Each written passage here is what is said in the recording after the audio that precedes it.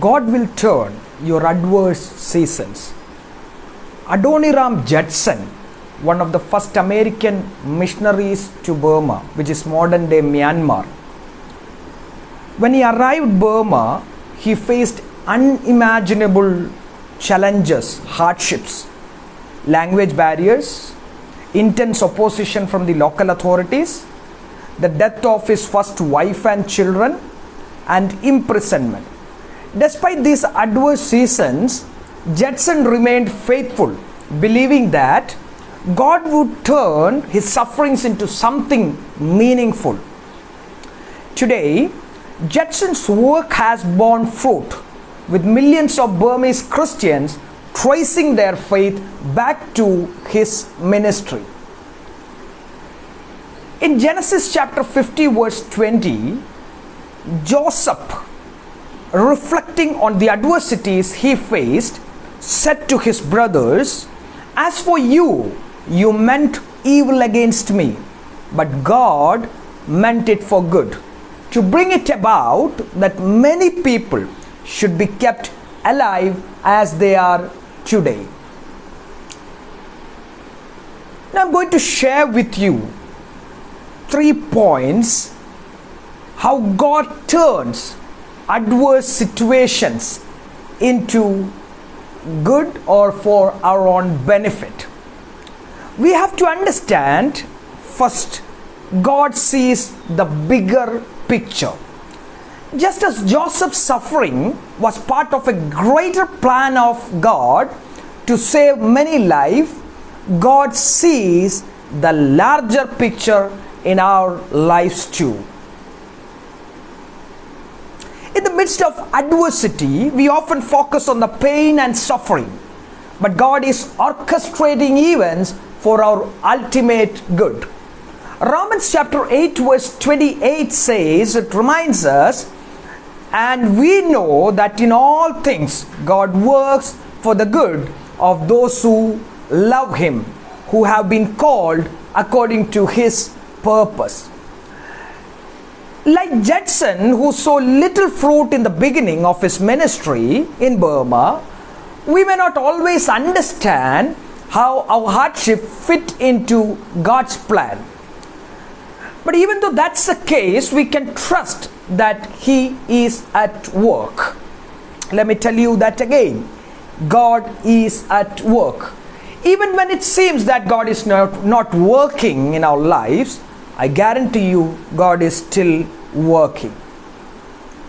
Second point that I want to share with you is God transforms adversity into testimony. God transforms adversity into testimony.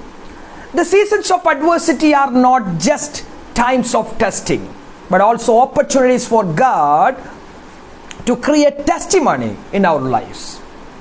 The Bible is filled with stories of people like Job, Paul, Ruth, whose adverse circumstances became powerful testimonies of God's faithfulness in their life.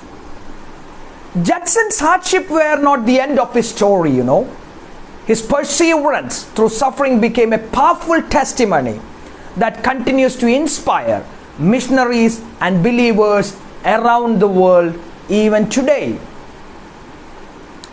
Third point which I would like to share with you is God's timing is perfect. God's timing is perfect. Often we grow impatient in our adverse seasons, wondering when God will bring relief.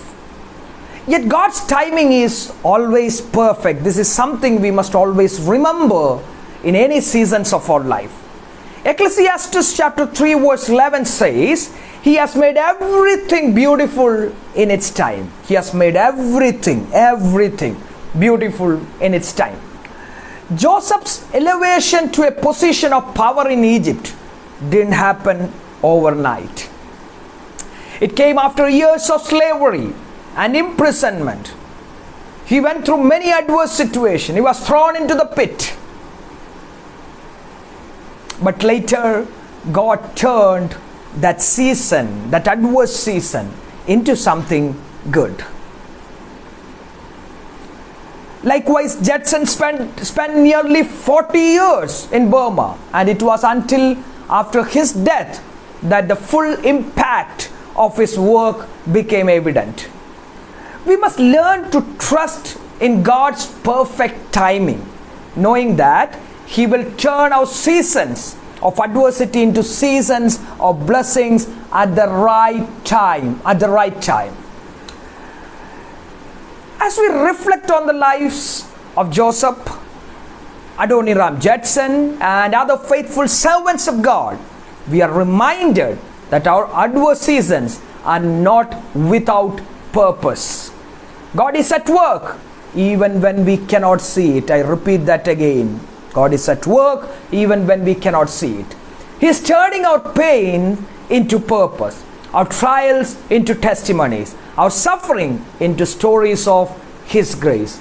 So lean on Him, move ahead, stand firm in your faith. God is at work, and at the right time, He will turn our adverse circumstances, our adverse seasons into blessings.